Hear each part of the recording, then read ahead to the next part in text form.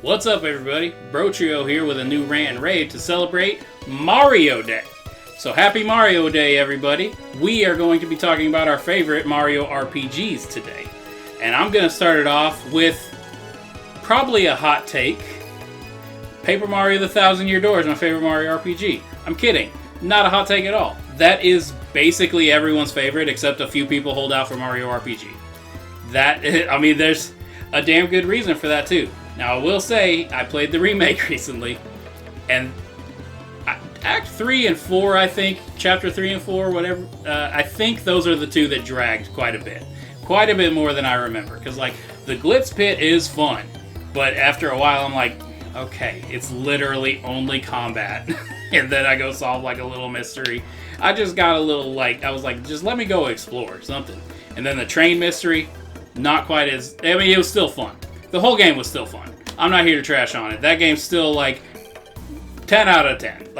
I love that game so much. The story, the characters, the combat, everything is a pretty big improvement over the original in my opinion. And it's full on remade. It's not a remaster. This is a remake. The assets are new and everything, and it looks gorgeous because that Paper Mario art style is gorgeous. And we got the black outlines back. Thank God. The white ones, I got used to them, but I'm glad not everything's the white background because it just looks like a kid that did a shitty job cutting out a shape. And I didn't like it. But everyone agrees, even the people that only like the Thousand Year Door in the original. I like all the Paper Marios except one. But everyone agrees those games are gorgeous, and this game holds that standard and runs with it. Because for those who haven't played Thousand Year Door, it's a weird game with weird environments. There's the main hub is they're always talking about the seedy underbelly of Rogueport, and there's a gallows with a noose, and they're talking about death, and there's all this weird stuff going on. It's a weird game, and it had a weird look at the time, even though another Paper Mario came before it. So the art design and everything got an overhaul. The game is gorgeous. The combat feels relatively the same from what I remember. I heard there were a few tweaks. I just didn't notice them because I haven't really played Thousand Year Door all the way through, at least since GameCube days. I had an absolute blast, and it wasn't anything that I didn't remember, but damn it, is Paper Mario The Thousand Year Door a good time. If you haven't played it yet, do it. If you like Mario RPGs and you haven't played that one, I don't know how, but I'm sure there's some of you out there. Get that game. It is awesome. Well then, you'd best be prepared for one page-turning adventure. The Paper Mario The Thousand Year Door game. Well, my actual favorite Mario RPG is Thousand Year Door because, like Scotty said, everything Scotty said, the characters, the setting, everything's cool. But when we started thinking about this, I realized I never actually beat that game. And there's a lot of other Mario RPGs I've started, but I never actually finished. So I'm going to talk about the one that I finished, which is Sticker Star. And I know, people don't like that game. But there's some good stuff in there. You have to deal with the mediocre and bad stuff too.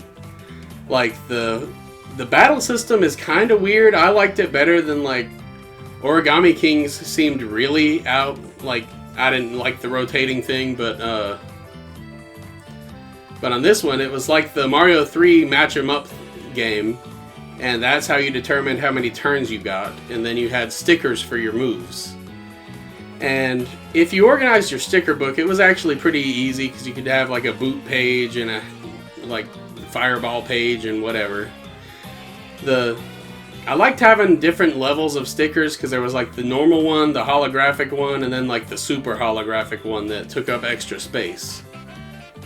And bringing in I think they were just called the things, the desk fan and a vacuum cleaner and stuff. That was fun. I really liked how you throw that against the wall and then it turns it into a sticker, and then you can just bring up a fan, and if it's in the world, it actually like rises up out of the horizon and like blows away this obstacle that you're trying to get past. I don't exactly remember what happened there, but it was like a big monumental moment. I was just like, wow, this actually felt like something cool. And it just, there's a lot of little touches. And surprisingly, Kirsty is a pretty good like companion. Because from what I remember, she doesn't bother you a lot. Like, she does get a little talkative sometimes, but she's not just constantly just like, hey, listen, hey! Like Navi or anything. And one of my favorite things was it actually had some pretty decent 3D effects on the 3DS. And some of the boss fights were just crazy. Like, I know the final boss with Bowser was outstanding. I really liked that fight. Because it starts out, it's Bowser with some minions. You take out the minions, then you take out Bowser. Then he gets or then he like heals himself with magic, and then you have to keep doing that a few times, and then he falls off a cliff. And he does the Bowser thing, where all of a sudden now he is a giant, and he's made out of cardboard, and he's holographic, and you're about to have a rough time. I don't think you can even really hurt him at first. And then I know Kirsty, like, you use her as a sticker and she dies, and it's like a weird sacrifice where it's just like, oh man, I'm sad now. But Mario was way stronger, and now he's holographic, and you just go to town on Bowser with whatever stickers you have. You pull out, like, don't leave anything on the floor, pull out all the stops, and it's a fun, cool fight. It's kind of weird for a Mario RPG because he has like 500 or 600 health or something like that. So it's really like you chip it down, and it was a good fight. But overall, I really did enjoy Sticker Star. It's not my favorite game ever, but it has a lot of good qualities, and it's not just complete trash like most people say.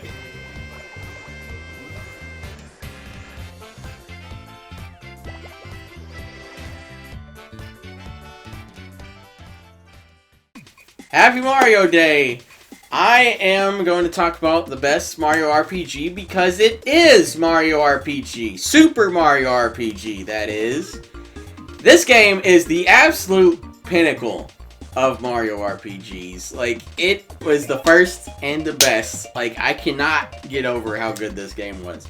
I fell in love with this game later than most people did because we did not have the actual cartridge. I played it, hopefully Nintendo doesn't come for me, but I played it for the first time via emulation on our computer and everything, and I just loved this game. I liked the characters of it, I liked the mechanics of it. It was one of the first RPGs I got into. Like, it was Pokemon, Mario RPG, and Final Fantasy VII. So we had like baby, slightly less baby, and then like intermediate.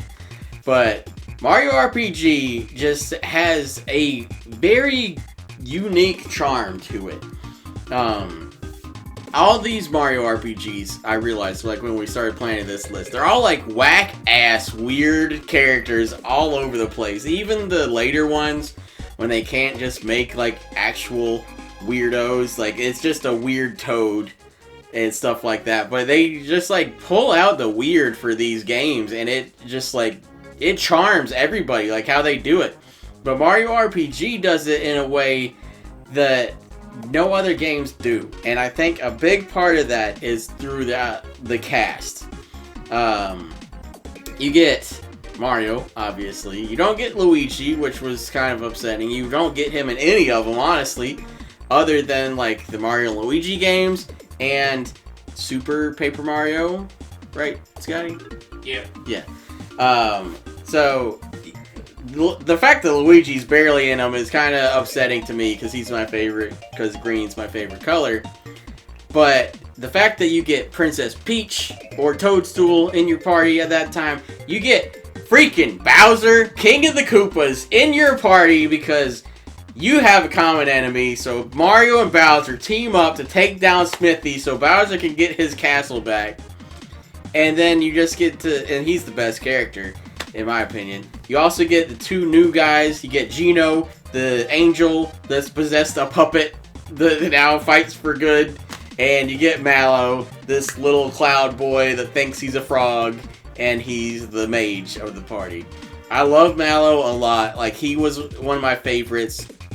I don't like Gino as much as most people do, but I do like Gino, especially mainly his story. I don't like using him as much, but I love that he is just this being that was just like, man, shit is I gotta come and get in this toy. And that is one of the best parts about it, is because like they know this is ridiculous and they play it up to a certain degree, and all the combat just works, it flows well together. It's just so much fun. Like, the platforming is so. I will say that is the negative about it. With it being this weird isometric style, the platforming can get kind of wonky at times, but the music, the gameplay, the story, and the characters all like put this game above all else in my eyes, especially as far as Mario RPGs go, because again, it's in the name. Like, it is the Mario RPG.